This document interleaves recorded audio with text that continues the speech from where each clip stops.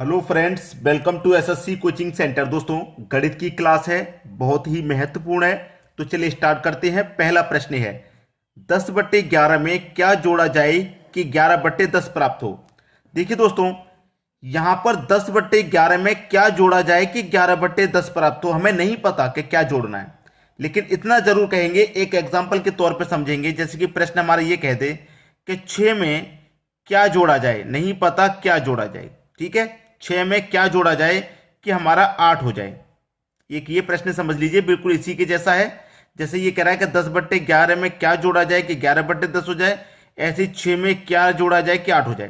तो कैसे पता चलेंगे? अगर आप इस 8 में से इस 6 को घटा देंगे तो पता चल जाएगा क्या जोड़ना है। 8 में से 6 घटा देंगे, 2 बचेगा, इसका मतलब 2 जोड़ना है। जो बाद वाली संख्या है ना, उसमें से पहले वाली संख्या को घटा दो, पता चल जाएगा क्या जोड़ना है। ठीक है, ऐसे बाद वाली में से ये पहली वाली को घटा देंगे, तो 11/10 में से घटा देंगे 10/11 को, पता चल जाएगा क्या जोड़ना है। 10 और 11 का आप एलसीएम ले लेंगे तो 10 गुने 11 हो जाएगा, दोनों का गुना। ठीक है, 11 का गुना 11 से कर दो तो 121, माइनस 10 का गुना 10 से कर दो तो 100 हो जाएगा, बराबर 121 में से 100 कटा देंगे तो 21 ही बचेगा, और 10 का गुना 11 से करेंगे तो 110 हो जाएगा। तो 21 के बटे में 110, यही आपके प्रश्न का आंसर हो गया। 21 के बटे में 110, बी ऑप्शन है बिल्कुल सही जवाब। तो इस प्रश्न को करने का क्या तरीका रहता है, सभी की समझ में आ गया। अब एक बात देख लो कि हमारे जो वीडियो का टाइमिंग है वो बहुत सारे बच्चों को नहीं पता है। तो सुबह के 11 बजे 11 AM पर पहला वीडियो आएगा, दोपहर के 3 बजे 3 PM पर दूसरा वीडियो आएगा, और रात को 8 बजे 3 वीडियो, एक दिन के 3 वीडियो अपलोड कर रहे हैं हम, ताकि आपके एग्जाम की तैयारी अच्छे से हो पाए, कम समय में अधिक से अधिक क्वेश्चन आपको सीखने को मिले। इसीलिए 1 2 3 वीडियो लेकर के आ रहे हैं एक दिन में। तो आप चैनल पर नए हैं तो तुरंत सब्सक्राइब करके जुड़ जाइए, और आपके एग्जाम की तैयारी बहुत अच्छे से होगी। ठीक है दोस्तों, अब देखेंगे अगला प्रश्न।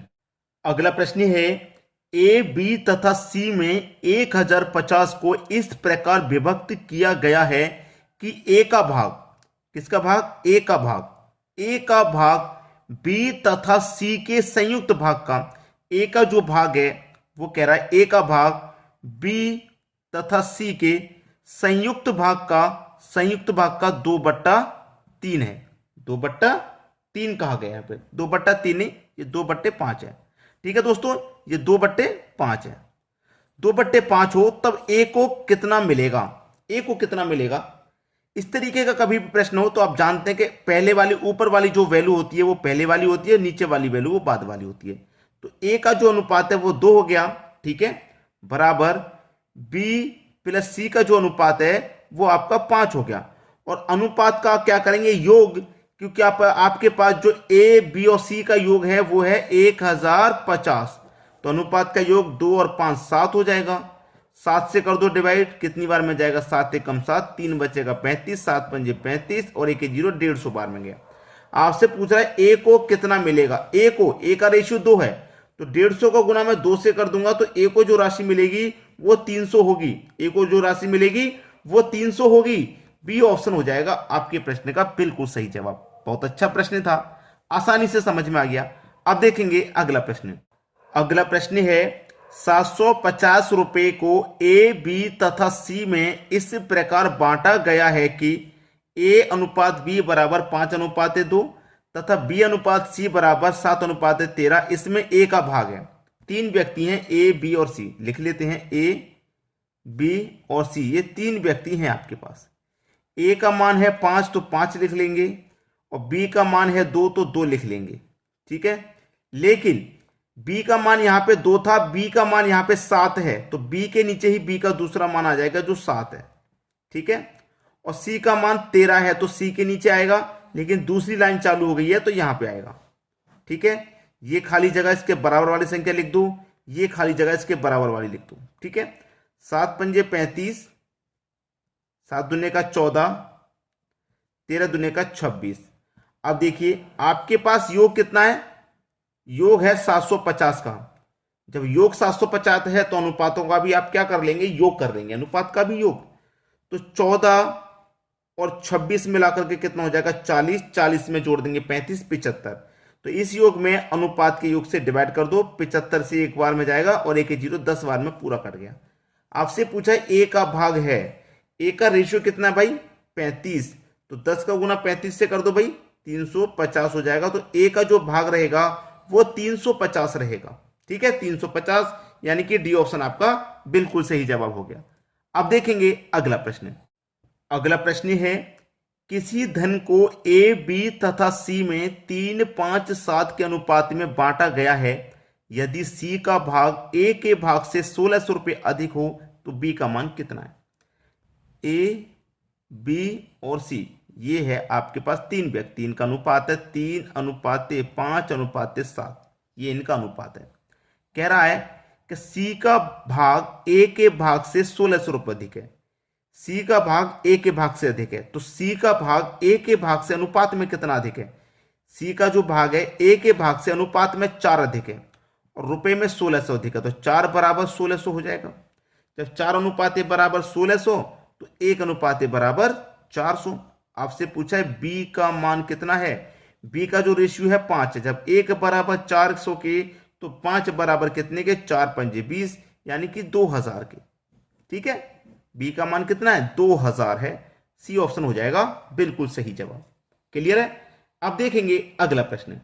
अगला प्रश्न है एक व्यक्ति के खर्च और बचत का अनुपात 26:3 है। यदि उसकी मासिक आय 14,500 रुपये हो तो उसकी मासिक बचत कितनी है। एक तो दे रखा दोस्तों खर्च और एक है बचत।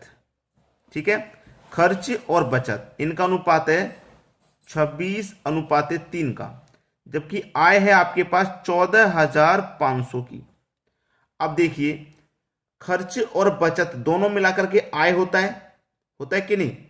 खर्च कहां से होगा, आय में से, बचत भी आय में से होती है, दोनों को मिला देंगे तो आय होती है। ठीक है, तो दोनों का योग कर दीजिए, 26 और 3 कितना हो जाएगा 29। तो इस योग में अनुपात के योग से डिवाइड कर दो, 29 से 5 बार में 145 कट जाएगा और 2 0 500 बार में, यानी कि पूरा कट गया। आपसे पूछा है उसने कि बचत कितनी है, बचत का रेशियो कितना है 3, तो 500 को गुना 3 से कर दो 1500 हो जाएगा। तो बचत है 1500 रुपए की, यानी कि सी ऑप्शन आपका सही जवाब हो गया। यही आपके प्रश्न का सही आंसर है। क्लियर सभी को प्रश्न। अब देखेंगे हम अगला प्रश्न। अगला प्रश्न है 1470 रुपये ए, बी तथा सी में इस प्रकार विपरीत किया गया है कि प्रत्येक भाग में से 50 रुपये कम करने पर इसके भागों का अनुपात 1:3:2 है। सी द्वारा धन कितना है, सी का प्राप्त धन कितना है। देखिए ए, बी और सी 3 व्यक्ति हैं। ठीक है, इसने एक बात बहुत अच्छी कही, इसके पास जो योग है पूरा पूरा 470 का है। ठीक है, लेकिन उसने एक बात कही गई है कि प्रत्येक भाग में से 50 रुपये कम करने हैं, यानी कि प्रत्येक भाग का मतलब ए के भाग में से भी 50 कम करने हैं, बी के भाग में से भी 50 कम करने हैं और सी के भाग में से भी 50 कम करने हैं। तो तीनों के भाग में से 50-50 कम करेंगे तो टोटल कितने कम हो जाएंगे 150। तो जो टोटल था 1470 का उसमें से 150 हम कम कर देंगे तो बचेगा 1320। रियल वैल्यू अब 1320 बची है। ठीक है, और इनका एबीसी का अनुपात है 1:3:2, 1:3:2। अब आपके पास योग 1320 है तो अनुपातों का भी योग कर लो, 1 और 3 4 और 2 6। इस योग में अनुपात के योग से डिवाइड कर दो, 6 दूने का 12, एक बचेगा 12, 6 दूने का 12 और 1 0, 220 बार में कट गया। सी द्वारा प्राप्त धन कितना है, सी का रेशियो कितना है 2, तो 220 का गुना 2 से कर दो, ये हो जाएगा 440। यही आपका बिल्कुल सही जवाब है 440। ठीक है, क्लियर है, 440 डी ऑप्शन बिल्कुल सही। सभी को समझ में आ गया, किसी को कोई प्रॉब्लम बिल्कुल भी नहीं होगी। लेकिन अब इसमें एक चीज और है, 440 बिल्कुल सही जवाब है, लेकिन यहां पे हमसे कहा गया कि सी द्वारा प्राप्त धन कितना है। इसमें समझना एक बात को, सी द्वारा धन कितना है। सी का देखिए ए और बी और सी तीनों के 50-50 रुपए कम किए थे, निकल के आया है 440। अगर हम सी के जो 50 रुपए कम किए थे वो 50 रुपए अगर हम इसमें और जोड़ देते हैं, वो 50 रुपए इसमें हम और जोड़ देते हैं तो आपका आंसर कितना हो जाएगा 490। ये क्या हो जाएगा आपके प्रश्न का सही जवाब 490, जो कि सी ऑप्शन में। लेकिन प्रश्न के अनुसार सही आंसर होगा हमारा, ऐसे नहीं। प्रश्न में कहा था कि प्रत्येक भाग में से 50 रुपए कम करने पर इनके भागों का अनुपात इतना हो गया। तो सी द्वारा प्राप्त धन कितना है? सी द्वारा प्राप्त धन 440 है, क्योंकि 50 रुपए कम करने के बाद में उनका जो अनुपात है वो इतना हो गया था। अगर 50 रुपए कम नहीं करते तीनों में से तो क्या इतना अनुपात होता? नहीं होता। ठीक है, सभी के समझ में बात आ गई। वीडियो देखने के लिए दोस्तों आपका बहुत बहुत धन्यवाद।